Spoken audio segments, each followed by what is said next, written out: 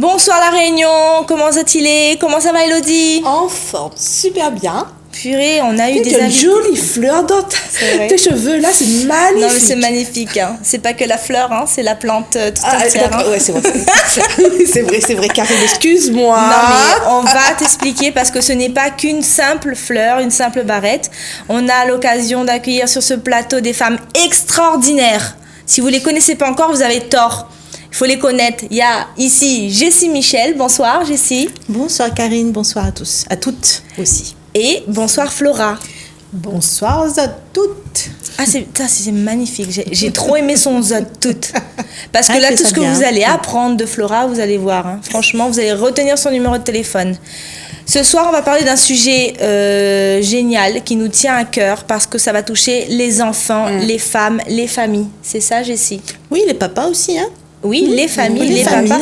C'est pour ça que j'ai dit les femmes, les enfants et les familles. Voilà. Ouais. Alors Jessie, je te laisse te présenter.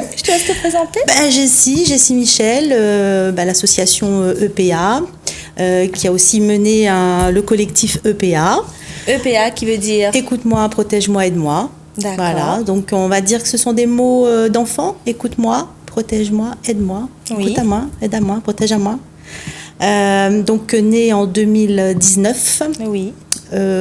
Suite à, on va dire, un départ d'une petite fille qui s'appelait Eliana, qui avait 2 ans et qui a été, excusez-moi du terme, mais je dirais moi massacrée. Oui. Donc dans le cadre de la violence intrafamiliale. Et donc en fait c'était mi-2018 et fin 2018, donc par rapport à mon métier, j'ai été quelque part un peu enquêtée sur cette affaire et il s'avère que cette petite devait être placée 15 jours avant, elle devait être protégée 15 jours avant et ça ne s'est pas fait. Donc du coup j'étais mettre un petit peu mon nez là où il fallait pas. Ceux qui me connaissent savent un petit peu comment je suis. On reconnaît forcément ta voix déjà. On m'appelle la fouineuse au boulot. La fouineuse. Et voilà, pas partie mettre mon nez dans l'affaire, dans l'enquête, etc. Et du coup, on s'aperçoit qu'il y a il y a eu plein de dysfonctionnements, quoi. D'accord. Dans l'enquête, la procédure. Dans la procédure, et puis dans le sens que personne n'a bougé. Donc tout le monde était au courant encore une fois et personne ne bouge. Donc ça fait que à un moment donné, après on n'a rien que nos yeux pour pleurer, pour dire que Nancy Maman 2 ans a finalé. D'accord. Donc à un moment donné, c'est quelqu'un que tu connaissais? Pas du tout. C'est l'histoire qui t'a touchée? C'est l'histoire qui m'a touchée parce qu'à l'époque en plus mes jumelles avaient le même âge, donc on m'a dû faire un transfert. Je ne suis pas psychologue, mais un transfert un peu bizarre de dire il aurait pu être mon marmaille. Oui. Ça c'est dur quand même de se dire vécu la maltraitance par le passé ou pas du tout? Comment on connaît? Ah, nous avons notre coach en développement personnel. Je vais me faire coacher. Arrête avec ce mot-là. Ah là là, attendez, mettre ma fleur correctement. Allez, parce coach. Que je suppose qu'elle a sublimé une blessure, c'est ça? Ah, je sais pas, on va lui poser la question. On n'arrive pas dans ce genre de cause, à mon avis, par hasard. Oui. Voilà, on n'arrive pas comme ça de se dire, tiens, allez, on va protéger les marmailles, on va essayer de faire quelque chose pour que, si on n'est pas sensibilisé, si on n'a pas connu ça dans la famille, si nous-mêmes on n'a pas connu ça, je pense qu'on peut pas se dire, voilà, on va aider et puis on va faire nécessaire et surtout on va se battre. C'est le mot, moi, que j'emploie tous les jours, on met mes baskets et je vais au combat. Ouais. Donc, voilà, oui, effectivement, violence psychologique et violence physique avec une maman toxique. Voilà. Donc, alors d'aujourd'hui, m'a fait mon travail sur moi. Hein. J'ai, comme on dit, le mot résilience doit vous dire quelque chose, ça doit résonner. Le mot résilience, c'est important. De raisonnement, est-ce que maman toxique, ça veut dire quoi? Peut-être pour ceux qui Alors, maman toxique, ça veut dire qu'en fait, moins je la vois et mieux je me porte. En fait, en gros, c'est ça que ça veut dire toxique, marmaille. Si on en a de mon connaît, que vous connaissez, c'est un peu la poisse, la guigne, comme dit Créole, là, la guigne, oui, vite en fait, vous contourne un peu la guigne, quoi. Donc, voilà. Ça peut être camarade, ça peut être papa, ça peut être maman conjoint. Toxique, c'est quand même quelque chose, hein. Ah, c'est fort, le mot est fort, mais malheureusement, là tombe sur moi. Maintenant, après, il n'y a pas que moi non plus. Il peut être un papa aussi toxique, il peut être un frère, une sœur toxique. Vous avez toujours des relations? Pas du tout, plus du tout. Ça fait pas mal d'années. D'accord. Et tu vas bien? Et tu vas mieux? Ah oui. Ok. D'accord. Donc on peut aujourd'hui ne plus avoir contact avec sa maman parce que justement elle a été toxique et on a décidé de la mettre de côté. Du moment où elle est OK avec son choix, Jessie, et c'est ce qui est important en fait. Et aujourd'hui elle le vit bien. Donc, Exactement. Après, ce que je voulais juste aussi souligner par rapport au mot maltraitance, c'est pas le fait forcément aussi de subir la maltraitance, c'est de le voir, de le vivre. Témoin, C'est-à-dire par exemple s'il y a, par exemple à La Réunion, des couples, la femme et l'homme qui se battent et l'enfant est là et assiste ça, c'est également on peut faire un lien avec la blessure de la maltraitance. Okay. Mais l'enfant est victime, hein. Alors de plus en plus la société commence à le reconnaître et ça c'est quelque part une victoire même en national et ici en local. On reconnaît à l'heure d'aujourd'hui l'état de victime de l'enfant qui subit les violences conjugales. C'est devenu une victime. Alors moi je dis alléluia. L'évolution. Superbe. L'évolution. On évolue, hein. C'est petit à petit. Donc du coup tu as eu la problématique Eliana, tu as voulu mettre en place des actions. C'est surtout que suite au départ d'Eliana et tout ce qui s'ensuit, donc Malaronde m'a mis mon nez dans les affaires, etc. Elle a vu effectivement que quand on parle de massacre, juste c'est un mot fort, mais c'est la réalité, parce qu'il s'est passé que quand on perd fort un foie ou une affaire comme ça, on sent la violence des coups, etc. Donc pour moi, c'est vraiment un massacre pur et dur. Donc sur un petit marmaille. Et ça, quand j'ai vu ça, j'ai dit allô, est-ce qu'il y a une association ici à La Réunion qui gère les droits, la défense des enfants victimes de violences? Et là, je rejoins ces violences aussi. Alors attention, il y a plusieurs types de violences. C'est pas que des coups, hein. La maltraitance, c'est pas que des coups. Ça peut être des coups aussi au cerveau et des coups, des bleus à l'âme, comme je dis. C'est de la violence là psychologique. Ok, alors là, regarde bien les caméras et dis bien, ça commence par quoi? Juste à dire à un enfant, par exemple, que où le pas rien, ou tous les jours on dit à maman, où vaut pas rien. Tous les jours, lundi, où vaut pas rien. Alors vous, peut-être derrière la caméra, vous allez peut-être vous reconnaître. N'hésitez vraiment pas à écouter ce que Jessie dit. La violence, ce n'est pas forcément physique, ça peut être aussi moral. Et ça commence par du dénigrement quotidien à la maison. À son enfant, à son propre enfant qu'on bien aime. Sûr, et qu'on aime, oui, bien sûr. Mais alors, ce qui est grave, c'est que quelque part, on n'en a pas conscience. C'est-à-dire que on le fait quelquefois, on reproduit. C'est-à-dire que papa, maman, elle a dit ça avec moi, elle n'a pas fait moi rien. Donc, hop, du coup, alors, on reproduit sur l'enfant, mais d'une manière complètement inconsciente. Hein. D'accord. Donc, attention, moi, j'ai envie de dire attention, parce que là, en plus, on a une génération qui lève là. Si on lui dit au marmaille tous les jours, voilà, tu sais pas faire ci, tu sais pas faire ça, et qu'est-ce que tu vas devenir? Tu seras rien du tout. Ça, c'est vraiment, alors, c'est du harcèlement, mais c'est aussi de la violence psychologique. Ce qui est très dur et ça pose problème à EPA ou d'autres associations, etc., qui luttent contre ça, c'est-à-dire faire reconnaître cette violence psychologique, parce qu'elle est dure à prouver. En justice, on a un souci. Comment prouver une violence psychologique, à part un rapport de psy, et encore, des fois on a affaire à des psys qui, alors tout dernièrement, excusez-moi, je cite un exemple, parce que du concret j'en ai. Allez, tous les jours on en a, on est sur le terrain, avec Flora, avec bien d'autres associations, nous on est sur le terrain, donc on est capable de dire voilà, sur tel effet, on est très concret. Juste une psy, je ne donnerai pas de nom, je suis pas là pour ça, mais qui dit à un petit marmaille de 8 ans, tu sais que ton père il va aller en prison? Est-ce que tu veux que ton père aille en prison? Le marmaille il a dit oui, le petit marmaille il a dit oui. Donc le femme là reste un peu couillon. Voilà. Mais tu sais ce que c'est la prison? Alors moi, excusez-moi, aujourd'hui je profite du plateau de la part d'un psychologue professionnel de l'enfance, de la petite enfance, qui a dû avoir des formations, elle est diplômée, etc. Poser des questions, on appelle ça des questions orientées, je trouve ça que c'est dégueulasse. À un moment donné, il va falloir que la justice fasse quelque chose et de se dire voilà, qu'on se positionne. Ah, oui, clairement. Donc on va faire le nécessaire en tous les cas pour... pour toi, ça serait quoi, excuse-moi Karine, pour toi, ça serait quoi le comportement en tant que professionnel à adopter? Une écoute, je sais pas, on apprend dans les écoles d'assistantes sociales, etc., à avoir une écoute active et non passive, et non pas passive. C'est-à-dire que quand on a une écoute active, c'est que on se pose et on écoute, on est ouvert. Donc ça suppose aussi des questions ouvertes. Donc là, le type de question de prison, ça c'est une question bien fermée. L'enfant n'a plus qu'à répondre par oui ou par non. On appelle ça des questions fermées. Donc tout ça, c'est vu normalement dans les cours. J'ai pas suivi. Je suis en train de suivre bien sûr, tu es pas psy, mais en même temps. Je suis pas psy. Je suis en train de prendre mais une tu as eu formation. un diplôme de psychologie pas encore. C'est Pas encore.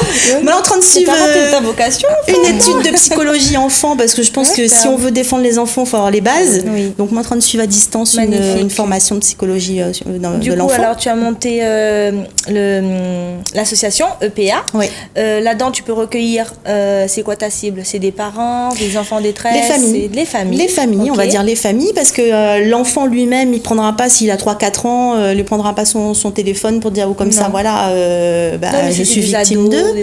Les ados aussi, on a des ados, mais souvent c'est des familles qui connaissent un tel, etc. Et souvent c'est un petit peu... La délation. Alors justement, Karine, là, attention. Attention, hein. Là, c'est le mot qu'il fallait pas prononcer. Aïe, aïe, aïe. Délation. Mais justement, quand on en a un marmaille à côté de chez où il pleure tous les jours, ou sent que c'est une maltraitance qui est là, le fait de faire un numéro de téléphone, bon, ça se critique aussi le 119, hein, mais bon, faites le 119, ou alors il y a EPA, on a le 06 93 84 68 68. Merci. Voilà, il y a des écoutants derrière. Et surtout, vous ne vous dites pas que vous êtes en train de dénoncer, parce que ce que vous êtes en train de faire là, c'est d'aider justement, aider. C'est pas faire de la délation, sauver peut-être, et même voire sauver, donc c'est important. Voilà, il faut. Vaut mieux être trop prudent que pas du tout. Voilà, donc le mot délation n'est pas adéquat dans ce mais bien type, sûr. en fait. Mais moi, je préfère aller au bout des choses, parce que derrière la caméra, on peut dire oui, ça tient comme caméra, laisse le voisin tranquille. Alors, s'il a envie de crier, il fait c'est sous son enfant, c'est pas la note.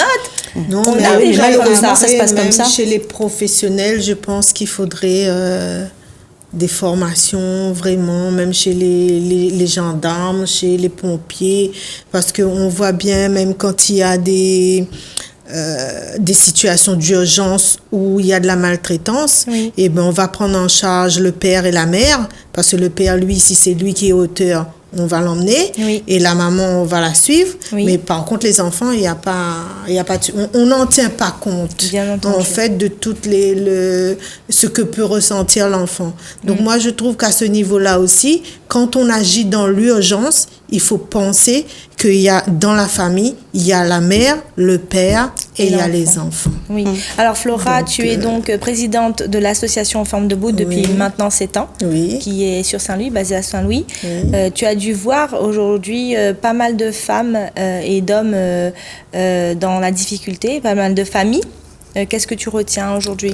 Je suis femme de terrain, donc pour moi, au jour d'aujourd'hui, et c'est la grande bataille que je mène sur Saint-Louis, c'est de pouvoir travailler justement avec toutes les corps de métier, déjà, qui interviennent sur les urgences.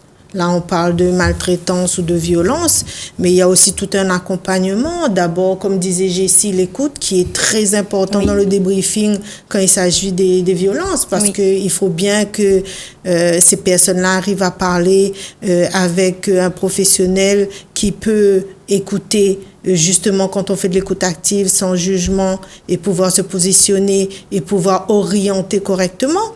Donc dans l'urgence, parce que c'est vrai qu'après quand on prend du temps, souvent les familles se referment sur elles-mêmes parce que il y a toute cette douleur, tout ça. Mais après c'est vrai que c'est voilà, beaucoup de craintes, les représailles, etc. Parce que des fois on a bien souvent, pas des fois mais bien souvent, on a les auteurs.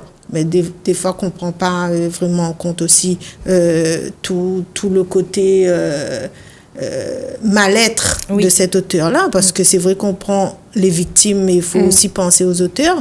Ça, c'est un autre débat.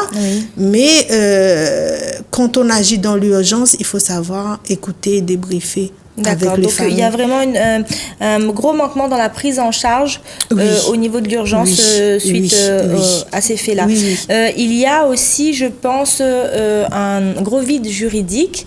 Quand une femme, par exemple, se fait battre, elle appelle la police, mais elle ne porte pas plainte. Donc elle a une crainte, elle ne veut pas forcément quitter son mari.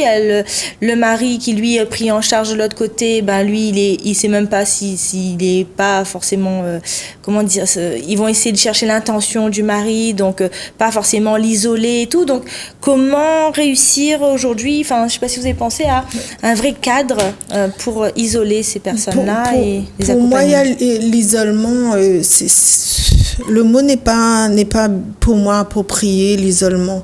C'est se dire que dans cette situation-là, la femme, elle a besoin d'être rassurée et elle a besoin de connaître ses droits. Ah oui. D'accord. Quand on parle de juridique, c'est en fait d'informer, et ce qui est très rarement fait. D'accord. Là, tu peux donner quelques informations à des personnes qui peut-être se trouvent dans la situation. On n'est pas là, nous, en tant que professionnels de terrain, dans le jugement.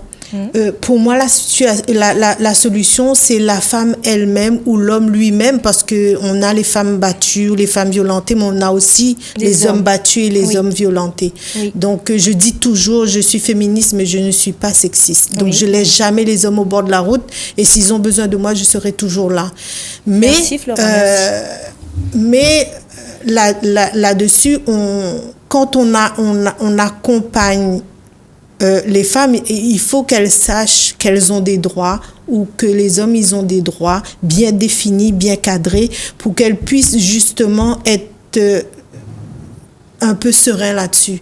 Parce que c'est vrai, c'est des inquiétudes. Je vais perdre ma maison, je vais perdre mes enfants. Voilà, il y a tous ces questionnements-là, parce que les gens ne sont pas informés, justement. Et moi, je me dis que parce que souvent, ce sont les gendarmes qui interviennent en premier, il faut qu'ils soient formés, qu'ils arrivent à faire cette écoute de débriefing-là avec les familles, pour pouvoir les orienter correctement. Vous qui êtes sur le terrain, tous les deux, est-ce que vous avez le sentiment, que ce soit pour l'enfant ou pour les femmes, que ces situations sont banalisées, parfois par des personnes qui doivent agir dans ces situations? Moi, je vais juste dire une chose. Alors, c'est vrai que c'est pour ça qu'elle est là aussi, hein, c'est qu'elle agit, elle, pour les violences conjugales, hommes, femmes, etc. EPA a fait le choix de se centrer sur l'enfant. L'enfant, le droit de l'enfant et la défense de l'enfant dans le cadre justement de violences conjugales, intrafamiliales, etc. Alors je reviens sur le terme intrafamilial, s'il vous plaît. Ça, c'est un terme qui est trop général. À un moment donné, surtout des personnes qui veulent un peu se cacher, c'est-à-dire cacher la violence faite aux enfants, parce qu'ils n'osent pas dire violence faite aux enfants. Appelons un chat, la violence est faite aux enfants dans le cadre d'une violence intrafamiliale ou violence conjugale. Mais n'allons pas tout mélanger. La violence faite sur les enfants, c'est une chose, et la violence intrafamiliale, c'en est une autre. Parce que violence intrafamiliale, le terme, il veut dire tout et n'importe quoi. Hein. Ça, c'est un fourre-tout, on y met tout dedans. Vif, violence intrafamiliale, il veut rien dire. Hein. Ça va dans un quartier, la mienne, par exemple, Chaudron, vif, beau qui regarde à où, tu sais quoi, on ne connaît pas. Donc, violence faite sur un marmaille, là, par contre, les pas pareil. Le poids des mots, on est dans les médias, le poids des mots, très important. Donc, violence faite sur les enfants. Nous, le choix de PA, c'est justement de nous être centrés sur l'enfant.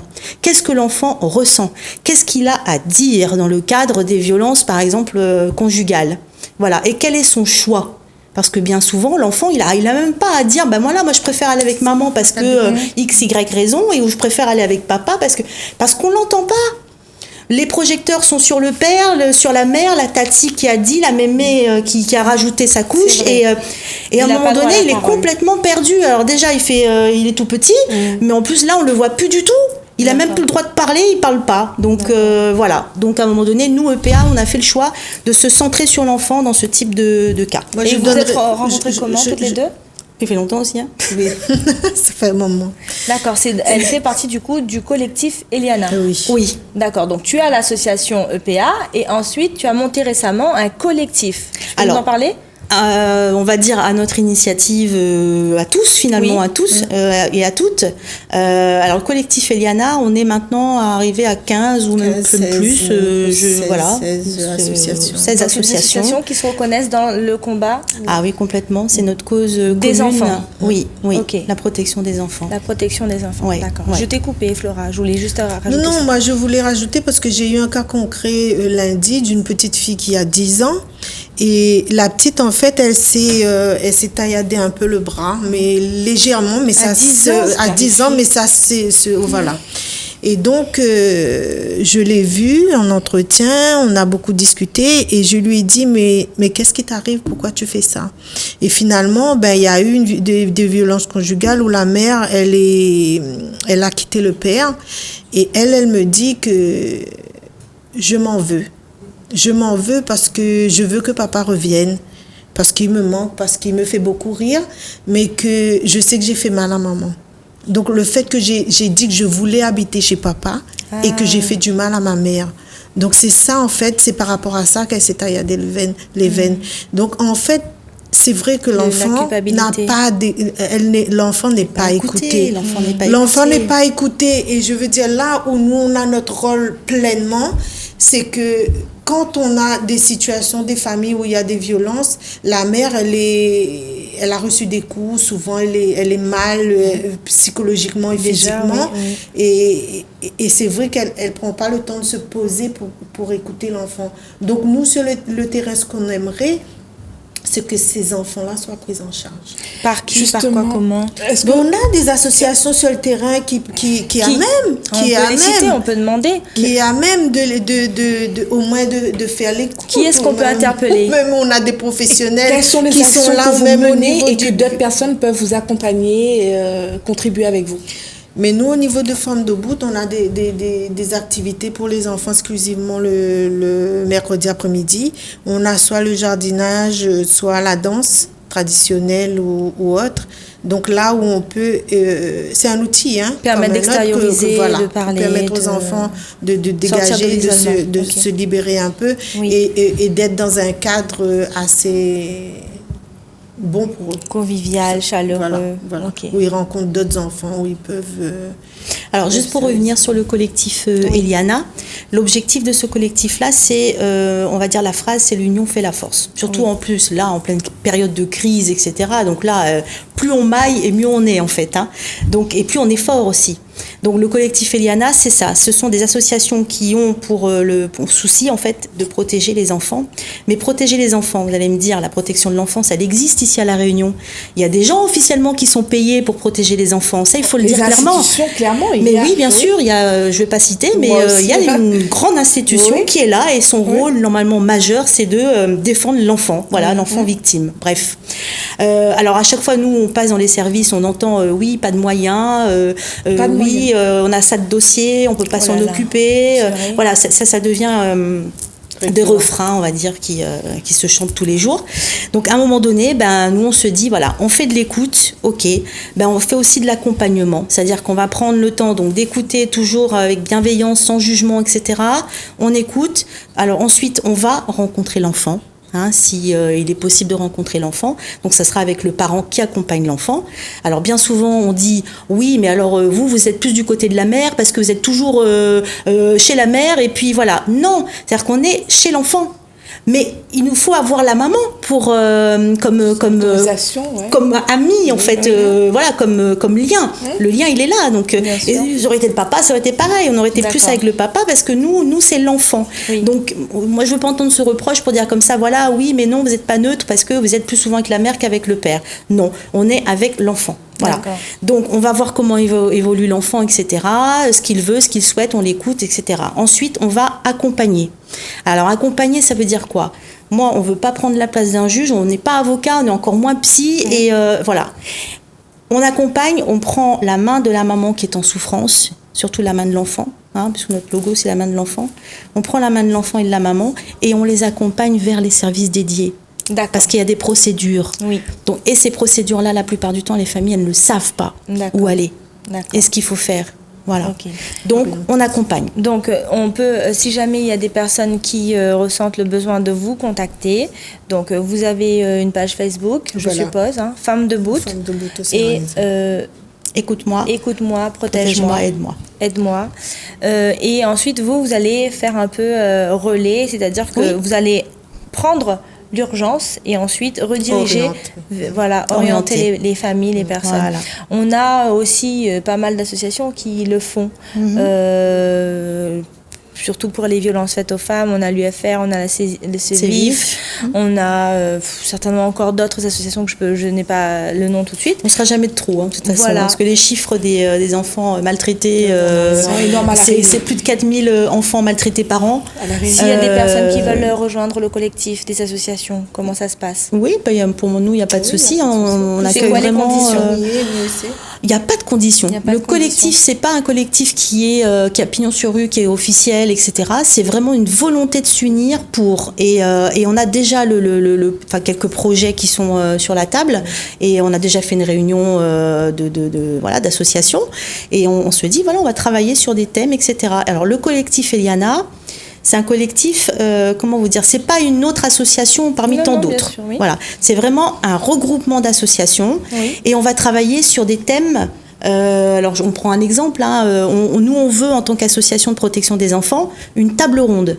Au même titre qu'on a une table ronde pour les violences faites aux femmes en préfecture, où il y a tous les acteurs, gendarmerie, police, justice, tout le monde est là et tout le monde voit un peu ce qu'on peut faire pour la femme. Et ben nous on veut la même chose pour l'enfant. Pour l'enfant. Voilà, et ça sera mon combat. Moi, j'ai une question. Je vois tous ces fleurs sur la table. On a Jolie dans nos cheveux. Exact. Est-ce que vous pouvez nous en dire plus sur ces jolies pinces Ouais, écoutez, c'est Barrette Pays, Barrette Pays 974. Voilà, il y a un site, une boutique en ligne maintenant. Voilà. Donc ce sont des fleurs, notre fleurs à nous. Donc frangipanier, nana l'hibiscus, orchidée. C'est fait main. Voilà, c'est fait main parce que en fait, je les compose et ça me calme, ça me canalise. Magnifique. Elle fait déjà tellement de choses parce qu'elle elle vous a dit que 1/10 de ce qu'elle fait dans sa journée, parce que je pense que vous allez reconnaître sa voix déjà avant tout. Il y a 4 jours en eux. Mais oui, mais je pense que Jessie est une grande engagée et une grande engagée également Flora. Moi, j'étais ravie de vous recevoir sur le plateau.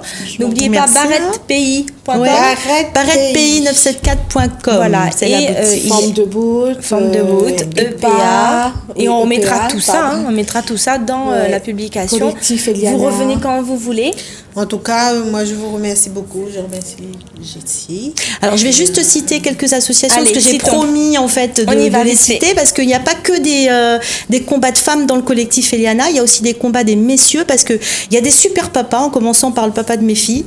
Ça existe, voilà. Donc, et je souhaitais aussi faire un coucou à Serge Lebon. À tous les papas. Serge Lebon, c'est le pas. Génial. Voilà. J'ai une pensée pour lui parce qu'il fait énormément de choses avec les futurs papas. Il est excellent. Donc, l'atelier du futur papa et puis le coach familial qu'il est aujourd'hui. Une formation là-dessus. Ouais, et c'est génial parce qu'il y a aussi de la prévention à être un bon papa. Donc là-dessus, bravo à lui. Oui. Et puis un salut aussi à Marc-Julien Grondin qui est le représentant quand il y a des représentations du collectif Eliana. Et lui, c'est l'association Grain de Ciel. Donc en tant qu'infirmier urgentiste pendant le confinement, il a vu des enfants défiler, malheureusement des enfants maltraités, et il a eu cette idée là aussi, ce combat là aussi à mener. Donc c'est magnifique. Voilà, donc un gros bisou Elodie, à tous les. Tu veux pas faire partie du collectif? Mais clairement, parce que moi c'est quelque chose qui résonne en moi. C'est clair. Ça fait un si moment vous acceptez, nous, au Cœur des Femmes, on va mettre une candidature. C'est vrai. Juste un petit truc. Alors je remercie beaucoup Nadège Aoron qui est ma vice-présidente. Donc vice-présidente de Forme de Bout. Donc du coup merci pour tout ce que tu fais. Merci Nadège. Merci Nadège. Et puis peut-être au Cœur des Femmes va rejoindre ce collectif parce que nous aussi nous les là, nous aussi nous voudrions. Et nous embrassons les marmailles aussi parce que c'est bientôt les fêtes aussi là. Gros bisous aux enfants. Merci quand vous voulez parce qu'il y a plein de choses à dire. Ah oui, ben là on n'a pas abordé encore les affaires, mais bon. Voilà, les gros bisous et puis à bientôt. À bientôt. Bisous. Bye bye.